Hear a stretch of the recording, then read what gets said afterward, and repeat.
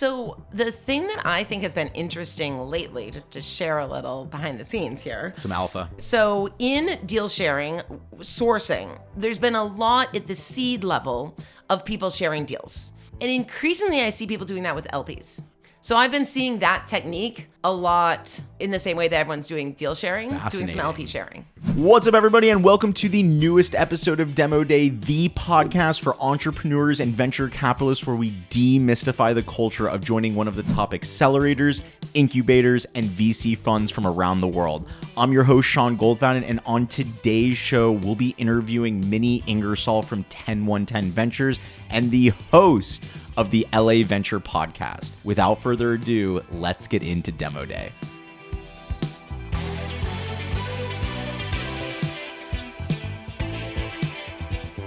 Minnie, thank you so much for joining us on your second official episode here at Demo Day. It's exciting to be here, Sean.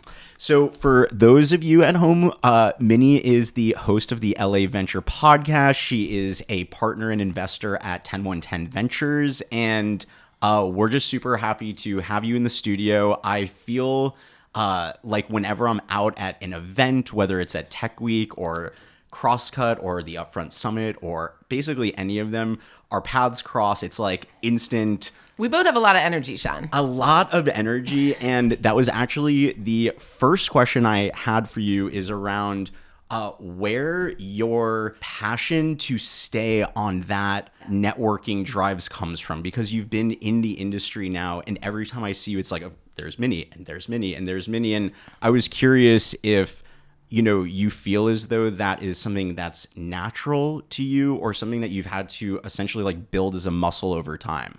So first off, like if I had to say like what do I like in life, or sort of like some guiding thing, is it's some of like the Hamilton, I want to be in the room where it happens. I love that. I want, like in our generation, there are people who move the needle. We were both at Upfront. We got to see a lot of those people firsthand. We know a lot of those people. I want to sit next to those people and get to spend as much time as I can being in the room where it happens. That gives me energy. And when you go to these events, I mean, I've seen you in different realms where sometimes it's about talking to potential LPs, sometimes it's about meeting with founders. What is, if any, a strategy that you do when you go to these events? Is it something where, again, you're prepping for and you're sort of like, I need to talk to these 8 people, or do you allow sort of, again, the event to come to you? What's your approach as someone that I perceive you as like the ultimate networker and always pushing and always making it happen? Sometimes it's like calm up top, but then like, working down below. What's sort of your thoughts as you go to these events? I mean, my first thought is, okay, so I do a podcast, you do a podcast. When I moved to town, I had no social media presence at all. And I went and talked to Mark Suster. Said, how do I, as a VC, as a new VC, how do I grow my presence? And he said, Minnie, most people ask me, how do I build a blog? Because that's, he's really known for his blog. And he said, the first question I ask them is, do you like writing? And then they say no, and I say, then you shouldn't start a blog. Well, it turns out I love talking, so it turns out podcasting is easy. And networking is, networking, call it what you will. Like, I get energy building from relationships. Yeah. So like some of it, yes, there's some deliberateness to it, but some of it is just that I enjoy it, so I do a lot of it. And it has to be natural. And I think if you don't really enjoy it, then great, go attract deal flow. Let's say I want to attract deal flow. I could be like my partner, Gil Elbaz. He's a world expert in data. Well, I'm not a world expert in data. So he can attract deal flow just by being himself. And I can attract deal flow by being out there all the time, because that's very authentic to who I am. I think if you're not authentically interested in being at those events, you're not going to like have as much fun, want to do it, be as good at it, all of that. So I never push people to like go try to establish themselves online by writing a blog if they're not interested in writing. And same thing with like going to events if it's not actually doesn't suit who they are. Now, like I've learned with Demo Day that having a media component to our business, being able to meet new, like there's so much benefits to it. And there's also the feeling of like, is part of this distracting? Is it taking away from what I could be doing or the focus, and there's a real tight balance in that realm.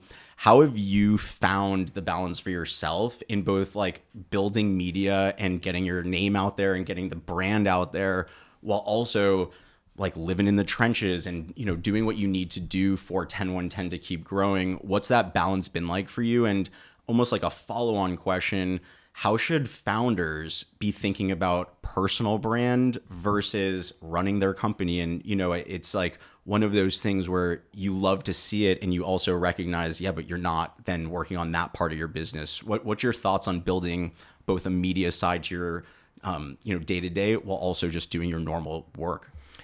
Yeah, I mean, I do think it kind of goes back to you have to enjoy, because it's sort of a hobby for me to make a podcast. It really is. It's, I have my job and it helps my work in a variety of different ways, but it's also just a hobby and you have to enjoy it in order to keep doing it. And the more you keep doing it, you get better at it, you get a bigger audience, you get better guests, all of those things.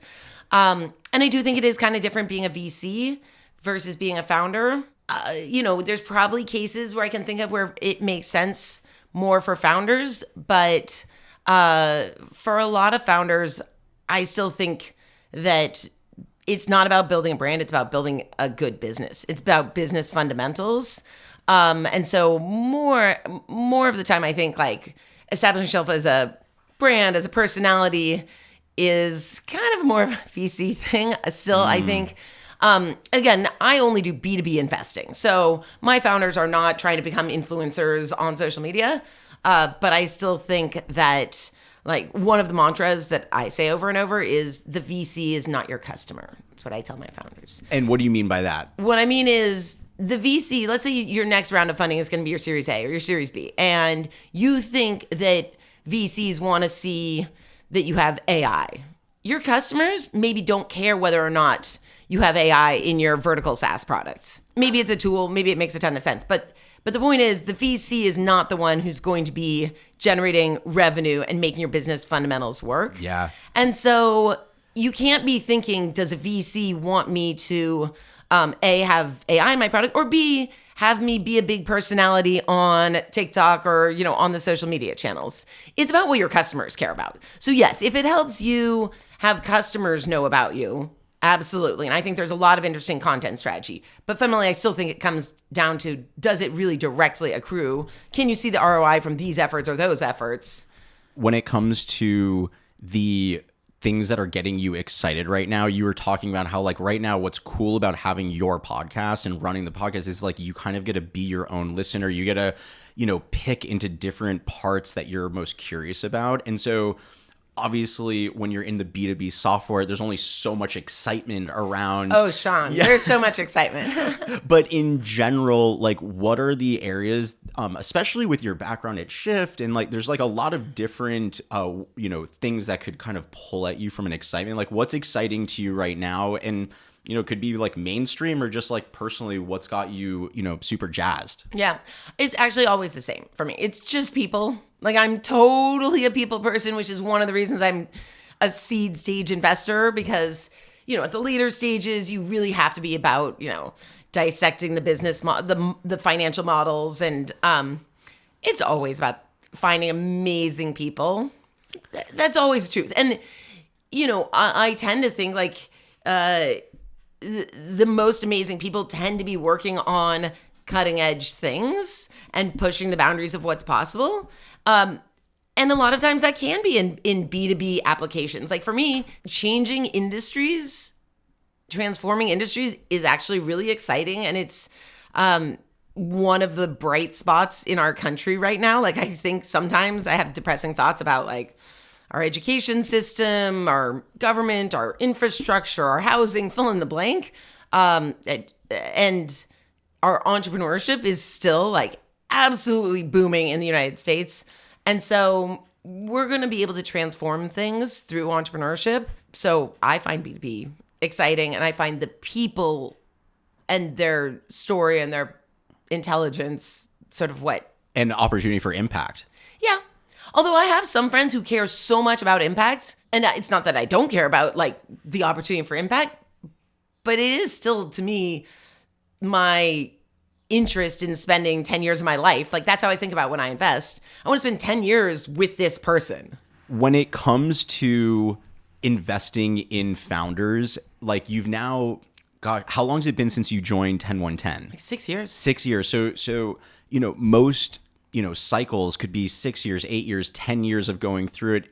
In your experience, having now had the opportunity to like really see a breadth of founders amongst the portfolio, have you been able to identify, at least within your own fund, like what separates the great founders from the good, or the ones that are truly, changing the industry, that are, the types of founders that you love telling guests about? What is it about them? And are there any patterns that you're starting to see come out from the great versus the mediocre or the good? I mean, no people are exactly the same. I think one thing we talk about is what you said. It's a long cycle.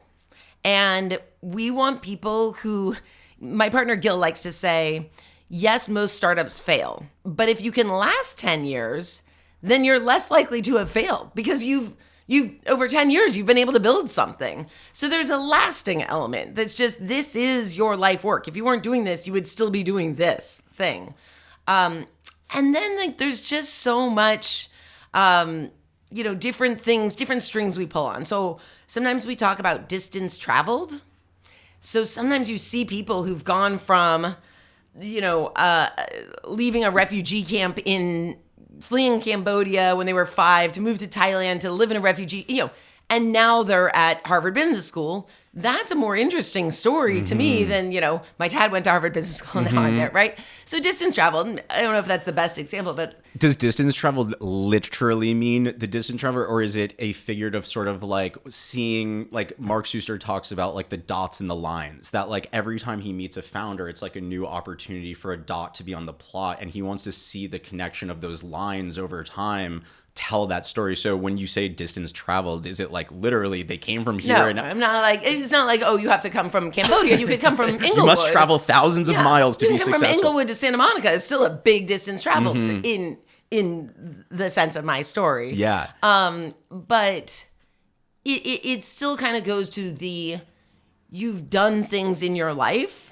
And this isn't always true, but a lot of times it's you've shown excellence in some form. I had a podcast guest. She talked a lot about excellence. And like, yes, you learn from failures, but if you've learned what it means to be Serena Williams, to pick on an example we just saw, like to be the absolute top of your game. It could be in piano, concert pianist or whatever, but you know what it takes to be excellent. I tend to believe that you then understand that the hard work, the commitment, the drive, the passion, the excellence in another realm. It's easier for me to see that. I wanted to learn more on your perspective of remote versus in-person work. I got like brought up in a recent conversation, and I was curious if you have changed your thoughts, or how your thoughts of in-person versus remote culture has evolved, because I've always been someone that like thrives on the energy and thrives on the team being together. And as a people person, I almost think I've created, that bias towards it. As someone that also thrives on the energy of the people, but have the ability to see different like everyone approaches it differently. Do you have a philosophy on remote versus in-person from a culture perspective? Like building culture is so difficult in and of itself. What's your just thoughts on it, and has it evolved at all now that we're years out of COVID? Yeah, it's so tricky. And I guess I have a lot of portfolio companies doing a lot of different things, and I guess it has to be authentic to who they are. I mean, I see a lot of companies that do it differently for different departments. Engineers are a lot of times remote. I see much more of that, but the sales team are all still in person, things like that. So I see it, people make it work, but they have to be deliberate about why they're going one direction and sort of build a company around that. For VC, like we found that investing off of Zoom is really hard, right? And we do a lot of pretty technical, I would say sort of nerdy type companies. And sometimes someone's extremely intelligent when I meet them on Zoom. They're very articulate about, AI model observability on the edge. And then they come off Zoom. I'm like, oh, you're really more awkward than I thought you were. Like you miss some of those cues when you're just talking about, your particular AI models, and then you go into a let's all have lunch together and you get a lot more information. Yeah, that's fascinating. So I gotta ask, what's a typical day or a typical week look like? Because again, I have this, it's like, okay, podcast and then event. And so like, what's a normal day or week look like for Minnie Ingersoll? I mostly live on Zoom nowadays. Back-to-back meetings, or do you try to have like a very structured schedule that enables, breaks, and like what's sort of like your best working style? Yeah, and my partners have different things. My partner David likes to have breaks, and I'm like, no breaks, let's go. Especially if I'm working from home, I'll try to fit in as many Zooms as I can between sort of 10 to 5.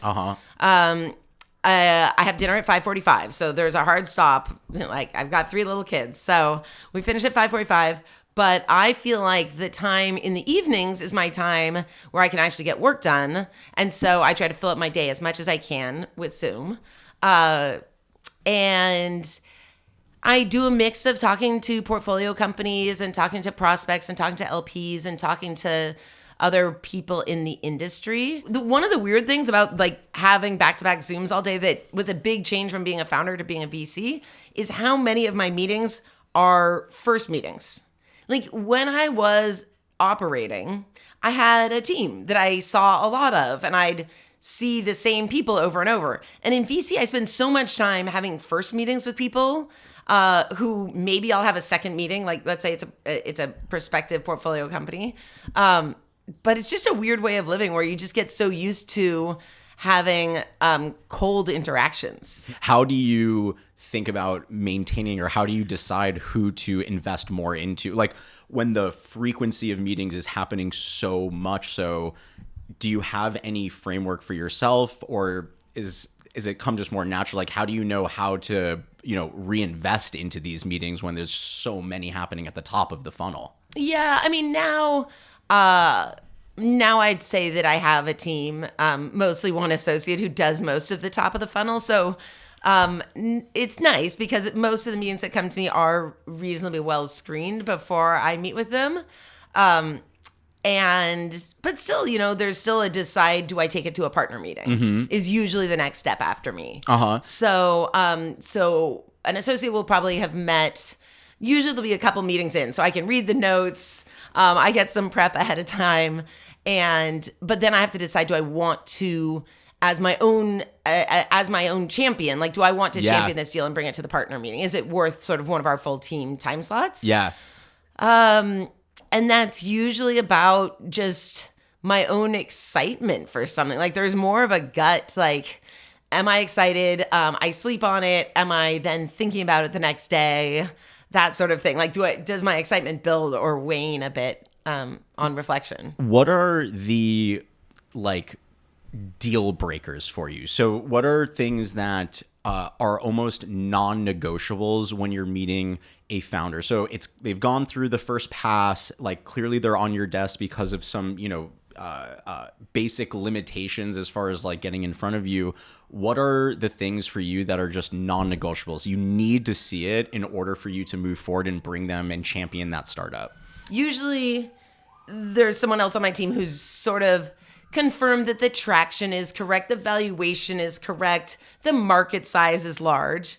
And so for me, the stuff I really like is that I get to do the squishy stuff. And so I care a lot about, is this person a good communicator? Am I understanding this vision? Am I bought in on the vision? Do I find their personal story compelling? And actually, I've taken some of the stuff from the podcast and asked some similar things. Like I'll ask people, how do your friends describe you? And I'll ask, sometimes it'll be co-founders. I'll ask them, what are your active discussions right now? Like, where are you guys like really getting into it? Like, and that's nothing to do with really the product. It's just like trying to get into a bit of who are they as people. Yeah. I remember you saying to some extent that like, while you don't it's not that you don't care, but like, time in 18 months, 3 years, 5 years changes so much so, but you still like to ask the question to see how they answer. When you're thinking about the, the elements of like being a good communicator, is there any questions you found that are like really great questions to establish that? Like how are you able to flex on that skill set and really like suss out, especially in a Zoom world like you're talking about? Yeah, I mean, I do think that I don't need to see the presentation. I don't need, at this point, they've already gone through their slide deck. And so I think that's a good example of a good question, which is, yeah, I know that everything's going to be different in 18 months, but talk me through the financial forecast and talk me through, how is the sales team set up? Do you have a marketing team? Is it a team of outbound SDRs? Like, tell me how the funnel works. Tell me about your existing funnel. Tell me how you met your current customers.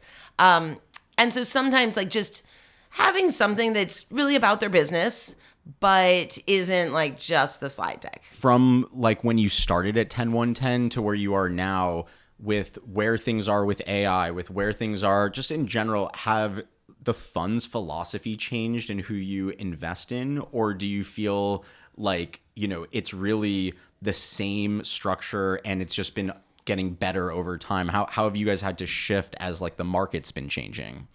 Yeah, I mean, sometimes I'm a little self-conscious because I feel like maybe I should be shifting more. I feel like there's people who are really good at sort of always having the latest trend.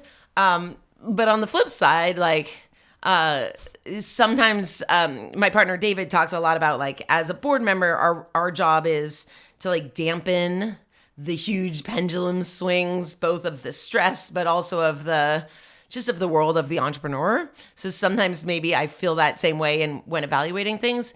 We've always done a lot of data, algorithm, pretty nerdy, pretty heavy on AI sorts of companies. I think the biggest change we've seen, there've been a lot of big changes, but is when we're investing in industry transformation, we're doing like AI for your trucking fleet. And all of a sudden, the trucking fleet owners or the hospital operators want AI. And these are people who maybe are still using a fax machine, maybe still have sticky notes. They're barely digital. And yet all of a sudden they want AI, which is exciting because that wasn't part of like our companies didn't come in and say like, we've got an AI solution for you 5 years ago. They did. Maybe they were optimizing your trucking fleet using AI, but that wasn't what they were talking about. Now, all of a sudden, people, we talk about sort of in third world countries that skipped desktop and just went straight to mobile. And it's kind of the same thing where it's like, I'm skipping being digital and, having basic ML. I'm just going straight from, do some OCR on my, bill of lading and turn that into how I'm going to optimize my trucking fleet. Yeah.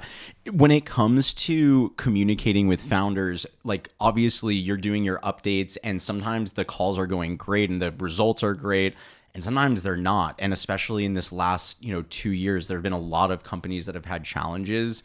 And you've always said that something that you love about yourself, or I'm curious if you love about yourself, like your ability to be transparent and to be candid and really like talk to your founders with sort of like, this is what I'm thinking. I'm not going to sugarcoat it, per se. How do you handle situations where portfolio companies aren't meeting their milestones, not just as an investor, but as a coach? How do you help them, kind of move forward when things are off track? Yeah, I don't think I'm really good at it, actually. I don't. I see people who are really good at being really direct. I definitely take the question asking approach, which is, let's say I think it was a disastrous board meeting. I'll say, Sean, how do you think that went? Because sometimes I don't always know. Sometimes the founders are beating themselves up and they're already like so depressed they felt like it was horrible. Sometimes they think, that I really talked the whole time during that board meeting. It went great. And so I do try to like lead with questions. And so, I'll say something like, how do you think this trajectory leads to the Series A? Because I'm a pre-Series A. So I'm a lot of times thinking like, I need to get my companies to the Series A. Like, do you think this trajectory we're on, where does it get us in terms of, cash out dates, So hopefully I'm sort of helping the founder explain to me why it's working or why it's not working. So I'm not too much coming in and telling people why it's not working, but they're kind of... It's like their idea, therefore you're kind of leading them to, rather than telling them what they need to do. Yeah. But I mean, sometimes I go back to my partners like offline and be like, okay, this is what's going on and I'm stuck here.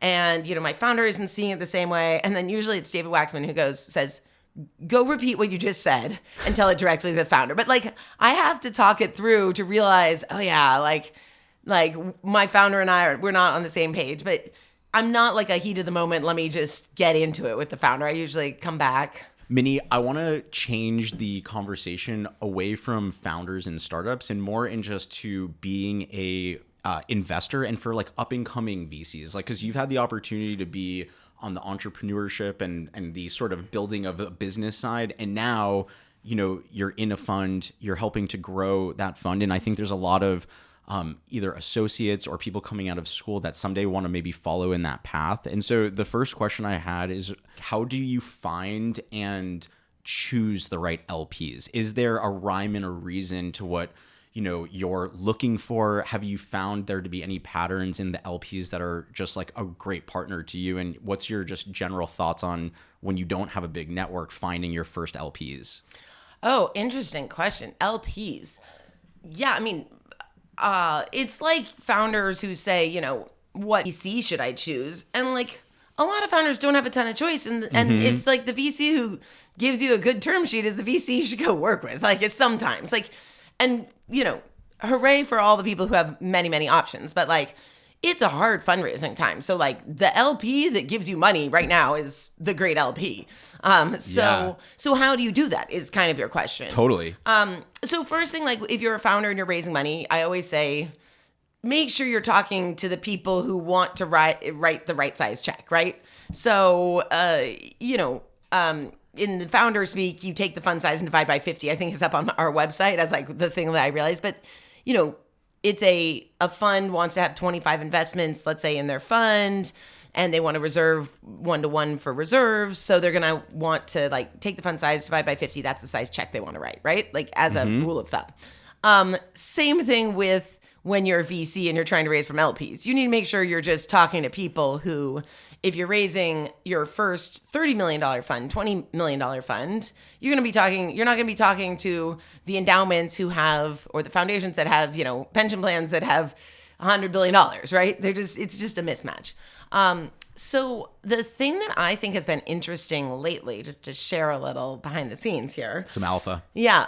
Okay. So in deal sharing, sourcing, there's been a lot at the seed level of people sharing deals where, Nicole, who's the associate I work most closely with, she sees all of our pipeline. She shares out with other, mostly associates at other funds. Here are the 15 companies we saw this week. Usually it's companies we're not investing in, but they might be great. She doesn't share out the crap companies. She sends really good companies out that just aren't a fit for us. And she'll share that. And increasingly, I see people doing that with LPs. So increasingly, I'm like, look, Sean, you want to raise a fund. I'm going to give you my list of 10 LPs. Maybe it's half a dozen LPs, but probably 10 LPs that I think might be a good fit for you. And I'm kind of hoping that you're going to share some list of LPs back with me. And, I've got a list of hundreds of LPs that I've talked to, but I'm actually going to give some thought to people I know who are deploying and people who I know might be a fit for the fund that you're raising. And I'm not promising that I'm going to make an introduction to all 10 of those because there might be one or two that are LPs of mine that I can actually introduce you to. Mm-hmm. There might be 8 or 10 or whatever that I know. I've heard that Tufts is deploying.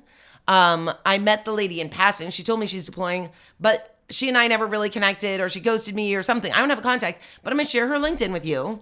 And you're going to look, as if you're a VC or an aspiring VC, you're going to be able to figure out your points of connection because this lady at Tufts, she's invested in, let's call it half a dozen or a dozen other VC firms. You're going to be able to figure out just from her LinkedIn who she's connected to. Maybe you'll be able to see what fund she's invested in. So I'm just giving you a tip, and you're going to go look it up, and then you're going to go find someone who can make the introduction to you because there's a lot of 1 degree of separation. So I've been seeing that technique a lot in the same way that everyone's doing deal sharing, doing some LP sharing. Fascinating. And when it comes to being a, let's call it a junior investor or an associate, what are the things that you want to see in them that makes you start thinking this could be a future partner of the company? I know even at 10-1-10, there's been, teammates that have gone from more junior roles and are now, growing into partners or principals. And in general, what are the traits that make up a great, internal associate that then shows you that they're on the right path to someday becoming a partner, or even that they have what it takes to start their own fund? Yeah. I mean, Eric, my partner, is fully my partner and will probably run 10-1-10 sooner rather than later. And he wasn't a partner when he started, but he sourced amazing companies, number one, which I think is what a lot of associates are doing. More people more junior than partner are, and you can choose an associate different things, but like, I'm not going to be in the most bro-y AI, let's call it El Segundo, or maybe the network in San Francisco. Maybe I want an associate there, but I might choose an associate who I know runs in one circle or another that I'm not really in, let's say. Or maybe I want an associate who looks just like me, actually, who has exactly the same interests, whatever it is, right? But sourcing is always a huge one. And then number two, Eric not only sourced great companies, but then he was a very important voice in the choosing of the right companies, whether or not he sourced them. Like he's very insightful and he's very complimentary, I find, to myself. I think about things very differently. And so he's very good at choosing. And then third, he was very good at supporting companies, which are pretty much the main things that you need to do as an investor. That's pretty much the job. The thing that is sort of the next level, which is to start your own fund, is the LP stuff. But when Eric went from principal to partner, just to pick on Eric, like he was absolutely good at all of the things of the job, but he hadn't actually been the main fundraiser. And there really is a difference. And we've talked about it some, which is once it's kind of like the difference between being a founder and being the first employee. Once you've raised friends and family capital from your mother, your math teacher. I raised from my math teacher who had no money. I still hold this right when I was a founder. And it's still my math teacher was like, I've always believed in you, but my math teacher does not have a discretionary $50K lying around.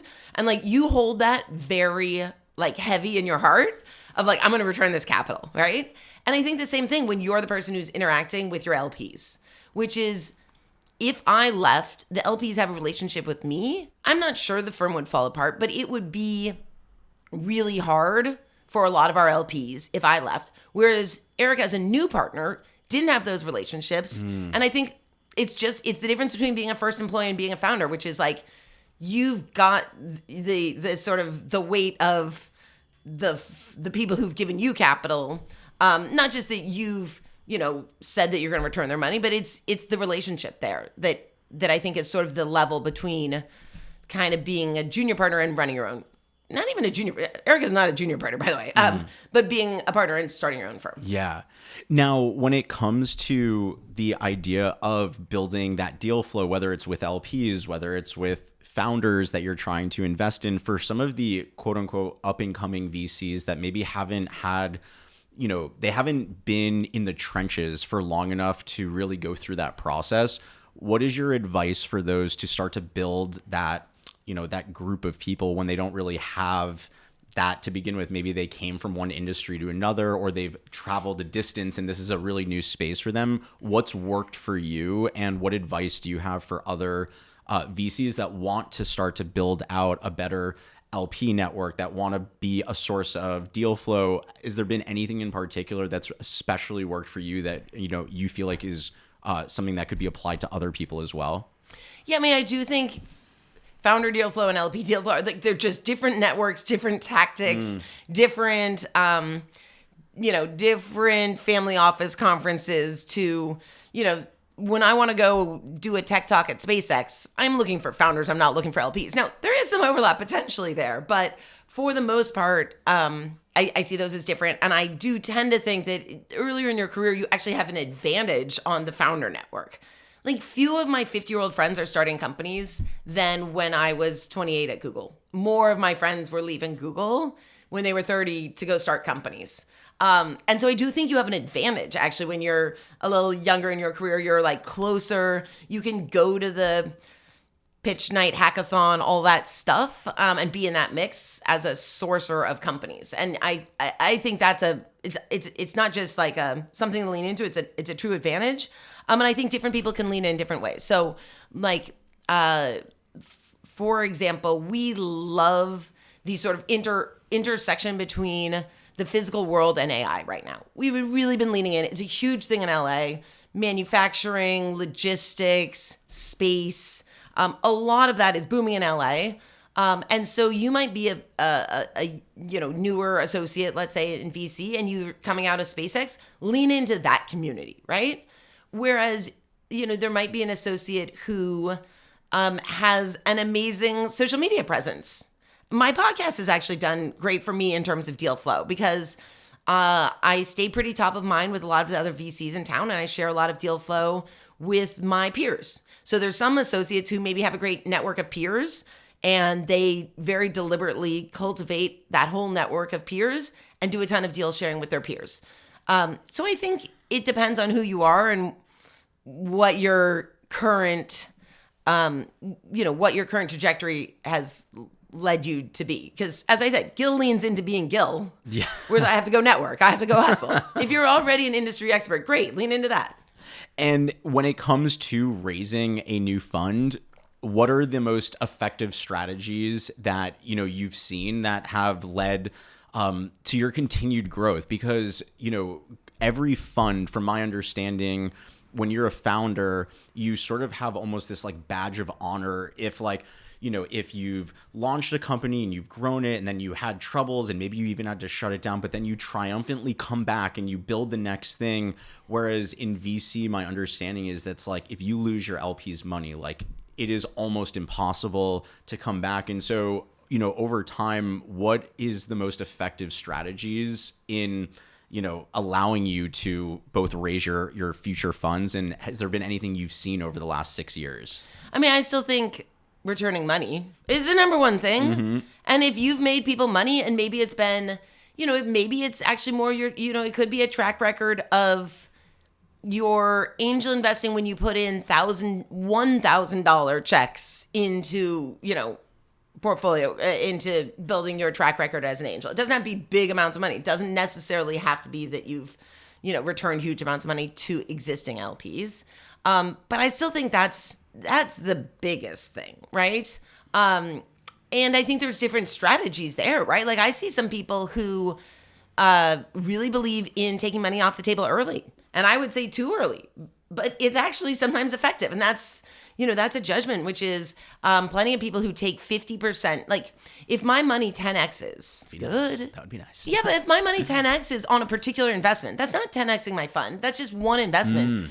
And that might be really the sign that that's one of my best companies. And I want my best companies to 100X. So should I take half of my ownership off the table when it 10X's? Some people do, because if you do that in smart ways, you then maybe you return the fund, maybe you get like a 2X fund, 1.5X, maybe you have some modest thing where you've returned money, but you haven't made people rich. You just sort of return their money, which isn't exciting. So there's a lot of sort of portfolio math and different strategies you can do, even in just returning money. Do you have any philosophy in yourself or any because like you said, it's almost like everyone's playing a different game of chess. We're all trying to play the same game, but there's different approaches. Have you developed your own philosophy on like how, what you think is best both for you and TenOneTen, and, how can others potentially learn from how you guys have navigated that space? I mean, I think for us, we are a pretty concentrated portfolio. So for us, the best thing is knowing our companies really well. And if we know our companies really well, we have the opportunity to put more money in and to take money out at the right time. And that's what you want to do. It's not really, yes, you can have some rules about when my money 10X's, we bring it back to investment committee, we reevaluate, all of that. But if you've been extremely close, then you just know, has the VP of, whatever left, have they been hiring extremely well? Like you have more than just sort of what's in the deck, right? But that doesn't work past a certain point. Like we're seed investors. Once they're raising their growth rounds, I'm not as close. And then we don't know as much. And so then it's a little, then we're the small guys. And some companies we, are still extremely close to, some we don't know as well. So that's been mostly our approach, is to just feel like we have more information. And sometimes you have to take market signal and just be like, wow, that was an extremely hot round.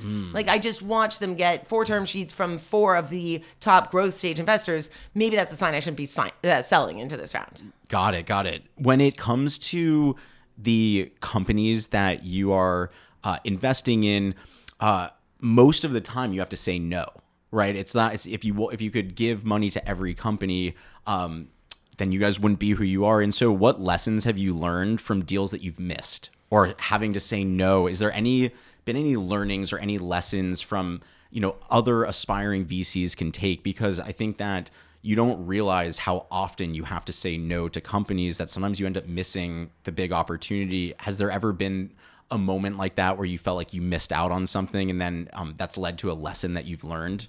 I mean, I think the things that I still would say from my own career have been misses for not seeing things. And that's still what I worry the most about, is that I'm not seeing the companies that I should be seeing, that they don't come into my pipeline. That's what I worry the most about, is that I should be seeing more than I am. How do you improve that, or how do you get access when, if you have this almost fear of them not even coming into your orbit, how can you strategically make sure over the next 2 years, 3 years that they do start to come into your orbit? Yeah, we do that. So I think you can take a lot of different approaches, right, to sourcing. It's just, that's, I think, kind of one of the biggest things that any firm has to do, is figure out how to improve their sourcing.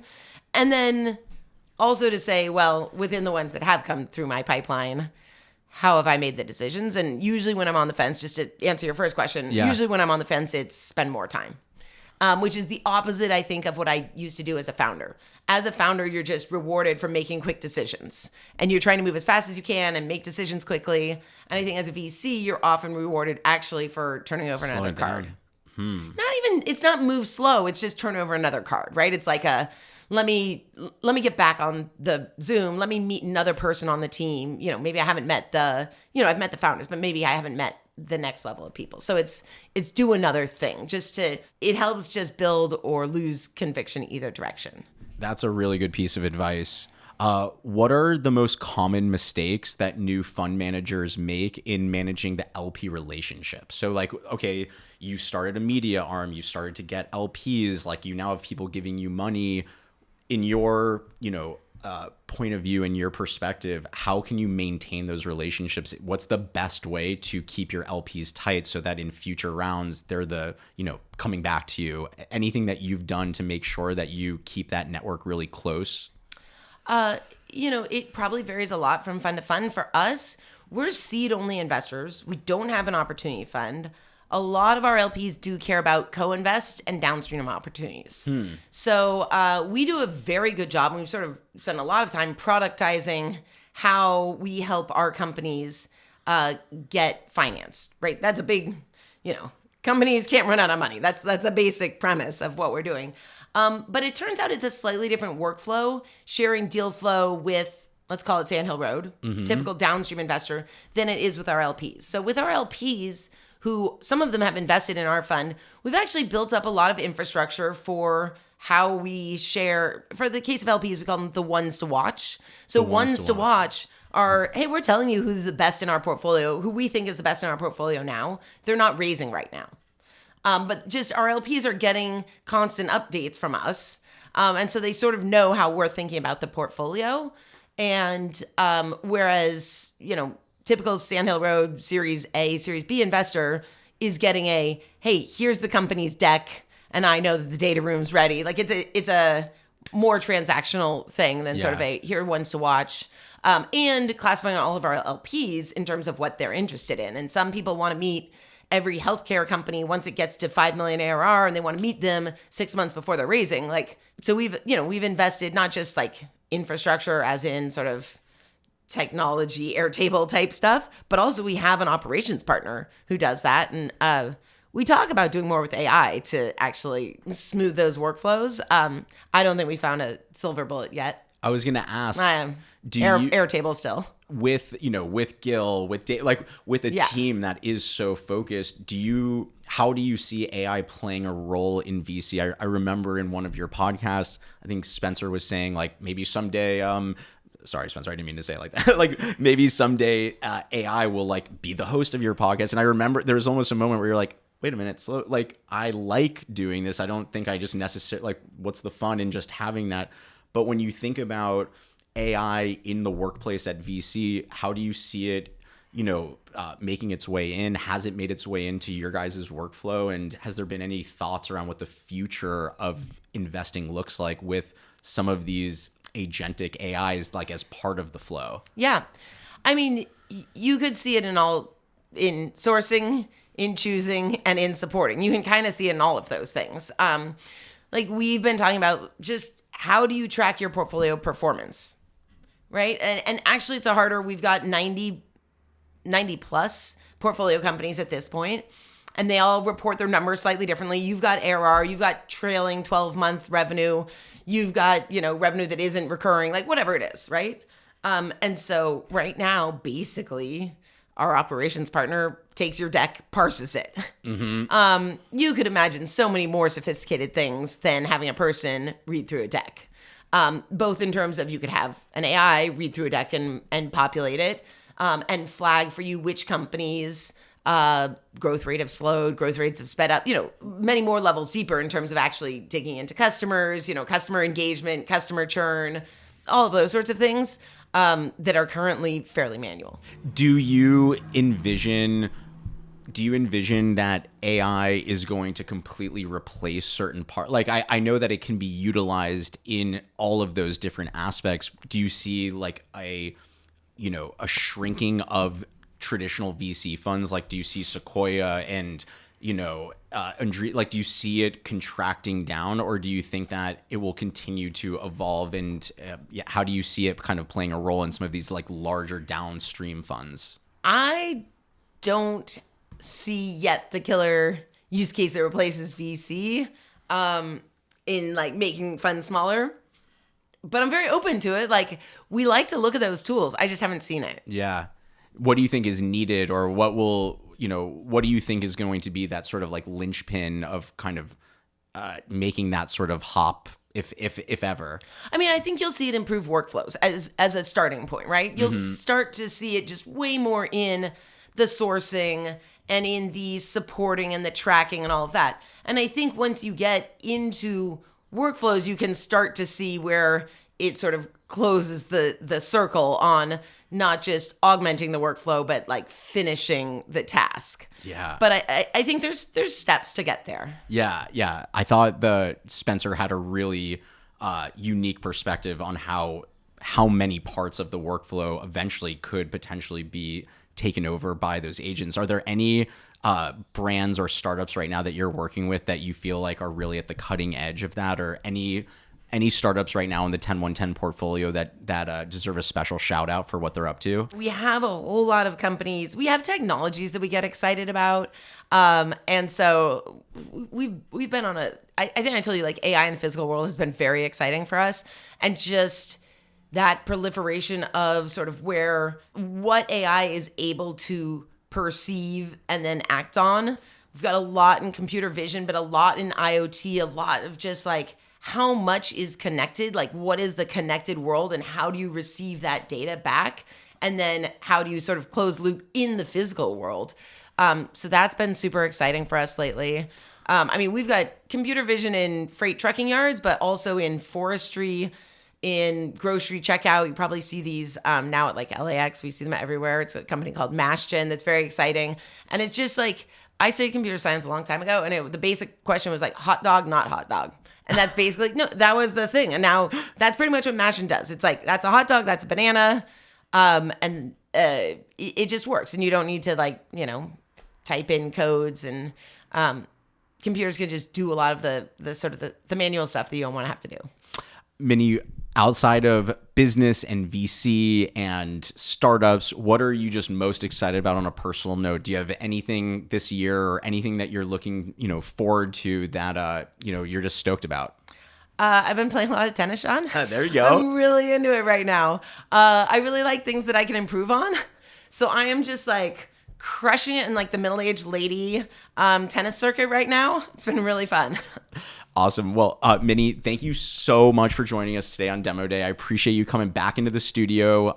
Just want to say thank you. And for everyone at home, Minnie Ingersoll, check out LA Venture Podcast, check out TenOneTen Ventures. And I'm Sean Gold, founder from Coefficient Labs, and this is Demo Day. Peace, guys.